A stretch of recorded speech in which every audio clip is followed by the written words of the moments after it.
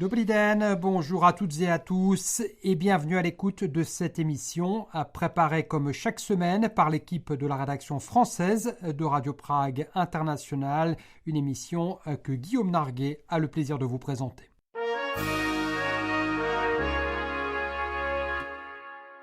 Autrefois, on parlait de surdoués, oubliant de dire aussi qu'il s'agissait quand même et avant tout de personnes. Des personnes comme les autres, ou presque. Aujourd'hui, on a plutôt tendance à privilégier le terme de personne douée, qu'il s'agisse d'un adulte ou d'un enfant. Une enfance durant laquelle les signes de cette précocité se manifestent généralement. Monika Sterlikova est thérapeute, pédagogue, formatrice et spécialiste de ces personnes douées. Sa mission, leur donner des clés pour découvrir et accepter leurs particularités et pour la chérir à la fois comme une force, un don et non plus comme un frein ou un handicap. Monika Sterlikova expliquait d'abord au micro d'Anna Kubishta ce qui l'a conduite à s'intéresser à ces enfants et adultes particulièrement doués. C'était ma propre personne que je voulais comprendre parce que depuis l'enfance j'étais différente. Et je ne comprenais pas pourquoi, quelle était la cause de ma différence. Et donc, ça fait 15 ou 16 ans à peu près que j'ai découvert un site internet qui traitait le sujet de la douance. C'était pour la première fois dans ma vie que j'ai découvert quelque chose comme ça. Je connaissais déjà le QI, les tests de QI, l'intelligence, etc., mais pas vraiment la douance en tant que ça. On appelle ça la douance, hein, la c'est douance, ça. Ouais, c'était un site belge qui existe encore, c'est douance.be. Et donc là, il y avait aussi des caractéristiques des personnes douées. Donc non seulement le QI, mais la douance en tant que traits de caractère, des traits psychologiques des personnes douées. Et là, je me suis complètement retrouvée dans la description. Et j'étais perplexe. C'était pour moi une révélation, quelque chose de très important dans ma vie. Et depuis ce moment-là, je n'ai pas cessé de continuer à étudier quotidiennement, pratiquement, les informations sur ce sujet. Et petit à petit, j'ai commencé à publier des articles, puis j'ai fait ma formation en acte, en pleine conscience, et petit à petit, j'ai commencé à voir mes clients. Quels sont justement les signes qui laissent à penser qu'un enfant est doué, précoce ? En fait, il y a des indices qui disent qu'il a une grande probabilité qu'il s'agit d'un enfant doué. Par exemple, pratiquement dès la naissance, on voit l'intensité de l'enfant. Donc les émotions qui sont plus intenses que la moyenne. Vous dites dès après la naissance, ça veut dire sans langage en fait. Oui. Ou pendant des premiers mois, on peut s'apercevoir que cet enfant a beaucoup d'énergie, qu'il est attentif, plus que la moyenne. Donc, il peut rester assis sans rien faire, mais en état de vigilance et regarder autour de soi tranquillement. Donc, c'est l'intensité, la persévérance, l'énergie, l'hypersensibilité et l'attention, la concentration, la capacité de se concentrer à ce qui est. Donc, ce sont des indices et à partir de l'âge de 7 ans à peu près, on peut passer ce qu'on appelle un bilan psychologique, qui est beaucoup plus valable, bien sûr. Quand des parents d'enfants doués viennent vous consulter, quels sont leurs questionnements, leurs craintes peut-être, ou alors leurs attentes ? J'imagine que tout le monde ne réagit pas pareil au fait d'avoir un enfant doué.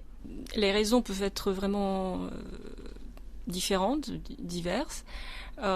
Soit c'est pour une raison préventive. Donc, ils ont un enfant de 4 ans, 5 ans, où ils voient déjà les indices dont on vient de parler, et ils veulent savoir qu'est-ce qui est vraiment dans le fort intérieur de cet enfant, comment il pense, comment il ressent, etc. Et quels sont les risques pour l'avenir, par exemple. Pour sa socialisation. Ouais. Qu'est-ce qui peut advenir dans le développement personnel de cet enfant. Puis, très souvent, c'est l'école, l'éducation. Donc, quelle école choisir, quel programme instaurer pour cet enfant, etc. Et quelquefois, ce sont aussi des soucis ou des problèmes psychiques, comme l'anxiété, par exemple.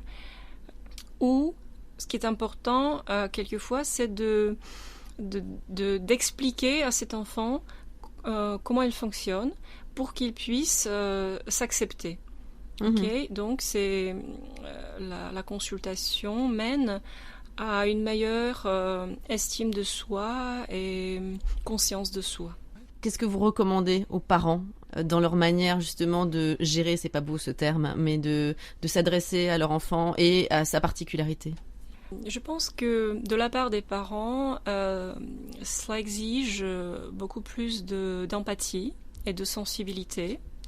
Et aussi, par exemple, j'aide les parents de ces enfants doués à devenir plus fermes comme personnalité, donc à avoir plus de flexibilité et aussi résilience psychologique. Et cet enfant, parce qu'il est intelligent, il sait argumenter, il a une logique très très développée, il argumente.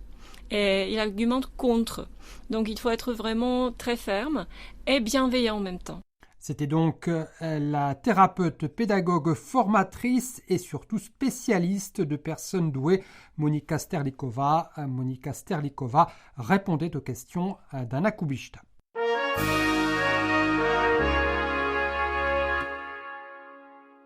On reste dans le domaine médical ou thérapeutique. Chaque année, de nombreux couples étrangers viennent en République tchèque pour suivre un traitement de fertilité, aussi appelé procréation médicalement assistée, la fameuse PMA. Bien que celle-ci soit interdite aux couples de femmes et aux femmes seules, comme en France jusqu'à récemment, plusieurs cliniques se spécialisent dans ce type d'assistance médicale pour répondre aux désirs de couple aux motivations diverses, et donc plus particulièrement en République tchèque, comme nous le fait découvrir ce reportage signé Marion Gallard.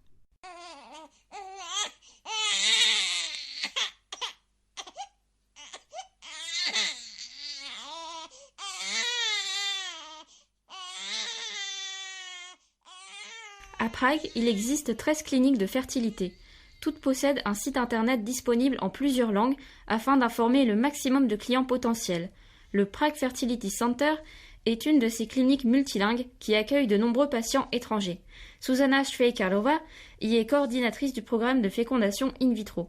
Je pense qu'environ, venant de France, on peut y avoir alentour de 200-300 patients. On a beaucoup de patients venant de République tchèque maintenant, on s'est vu de la situation alentour de Covid, mais avant, je pense que plutôt 60% pourraient être venant de l'étranger et le reste de la République tchèque. Concernant plus particulièrement les couples français, Zuzana Švejkarová précise les raisons qui les poussent à se rendre en République tchèque pour leur PMA. En Europe, les deux plus grands pays qui font la FIV, c'est la République tchèque et l'Espagne. Après, il y a d'autres raisons. Le prix, qu'il n'y a pas de liste d'attente comme en France. L'attente dont parle Zuzana Švejkarová concerne le don d'ovocytes. En effet, en France, lorsqu'un couple hétérosexuel a besoin d'ovocytes car ceux de la future mère ne sont pas fonctionnels, il faut attendre de 2 à 3 ans pour obtenir un don de la part d'une autre femme. En République tchèque, cette attente n'est souvent que de quelques semaines.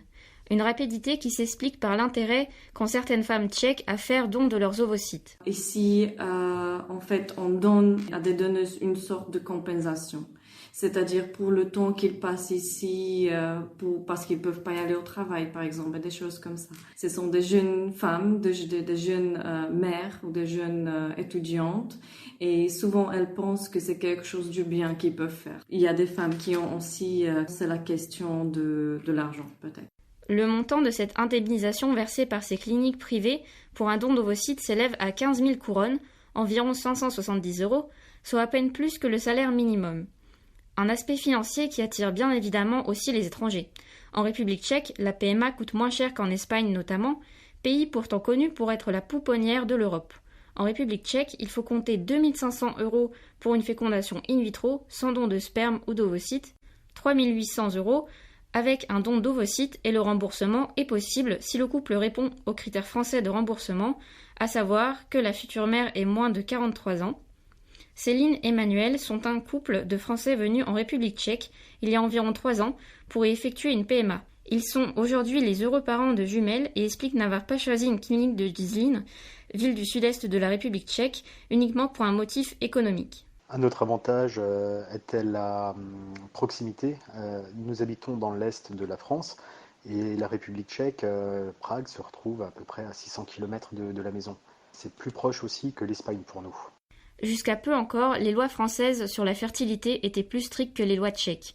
Par exemple, l'âge des femmes autorisées à recourir à une PMA est longtemps resté limité à 43 ans contre 50 ans en République tchèque.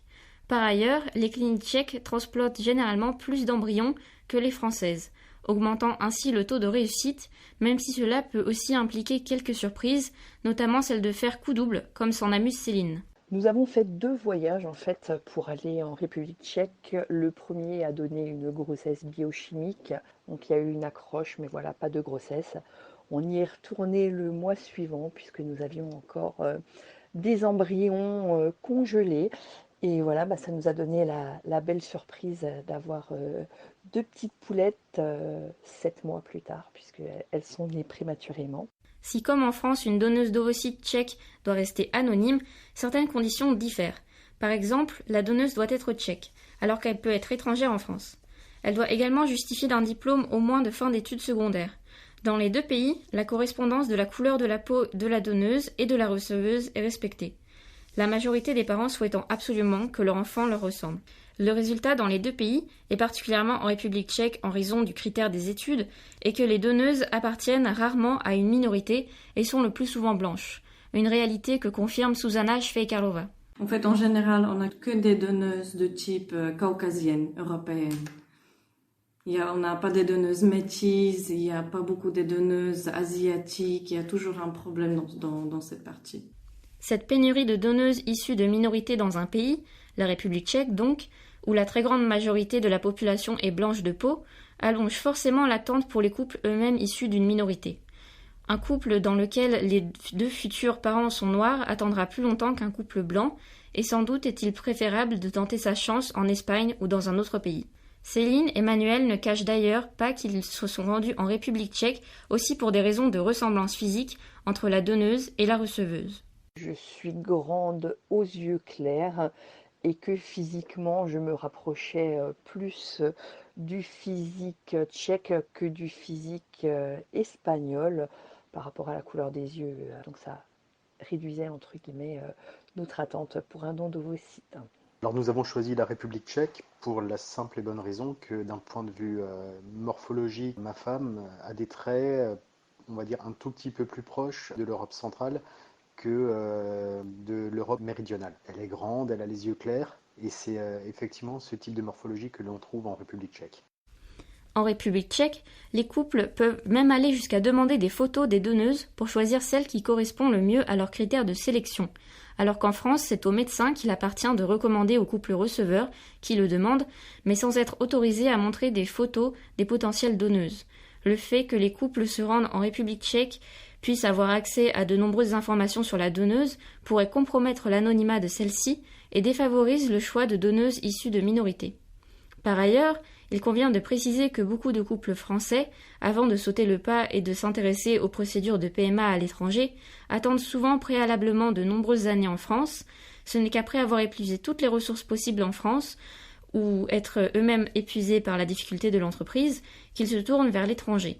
C'est le cas de Céline. Alors j'ai arrêté la pilule en 2002 à l'âge de 25 ans donc, afin d'avoir un enfant avec mon précédent conjoint.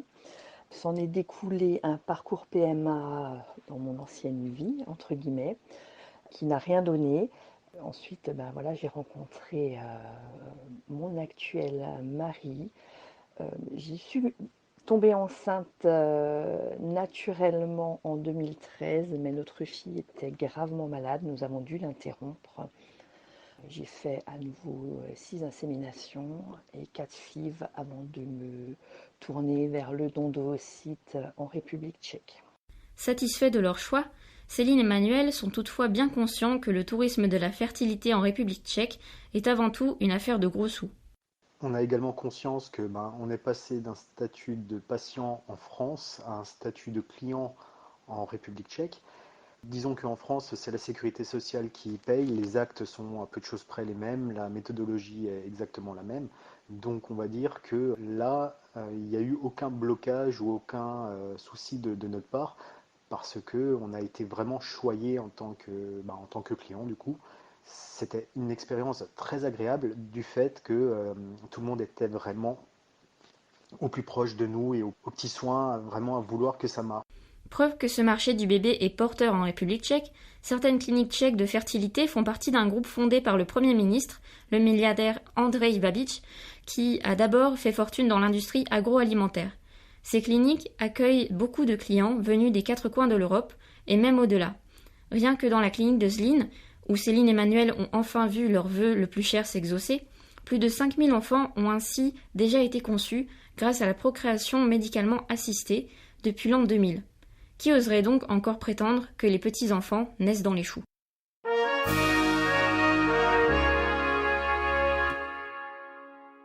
Le plus célèbre des Bruxellois, le Mannequin Peace, a porté la semaine dernière un costume très tchèque fabriqué avec du tissu en modrotisk, une technique traditionnelle de l'impression sur étoffe indigo, une manière de marquer l'anniversaire de la fondation de la Tchécoslovaquie le 28 octobre.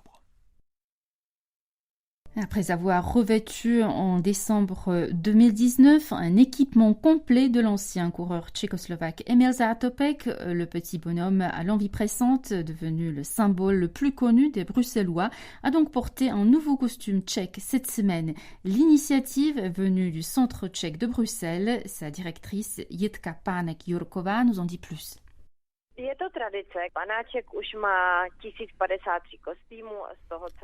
C'est une belle tradition. Le petit bonhomme a déjà 1053 costumes qui lui ont été offerts par différents pays, ainsi que par des confréries. Pour que la tenue soit acceptée par la ville de Bruxelles, il faut d'abord élaborer tout un projet autour qui est ensuite accepté ou non par la mairie. Il y a 2 ans déjà, nous avons préparé un premier projet d'une tenue tchèque. Elle devait être choisie parmi les travaux des étudiants. Mais finalement, nous n'avons sélectionné aucun dessin parmi ceux qui nous ont été proposés. Cette fois, le centre tchèque a fait appel directement à une designer renommée. Son projet de costume nous a beaucoup plu et nous n'avons pas hésité à le présenter à la mairie de Bruxelles.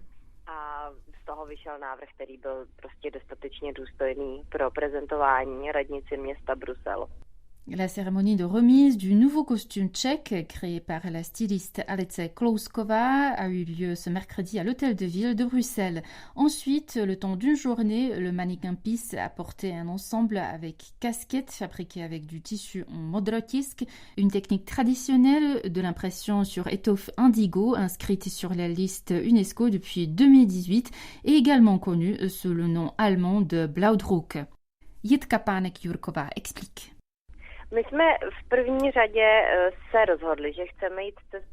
Nous avons tout de suite pensé à la technique du modrotisk. C'est une technique ancestrale d'impression sur étoffe, mais en même temps, elle est toujours utilisée dans la création contemporaine. Ce qui est important, c'est qu'elle a évidemment une histoire tchèque, mais également centre-européenne. Elle est commune à la Tchéquie, la Slovaquie, l'Autriche, l'Allemagne et la Hongrie, et c'est la candidature de tous ces pays qui nous a permis d'inscrire la technique sur la liste du patrimoine culturel immatériel de l'humanité par l'UNESCO.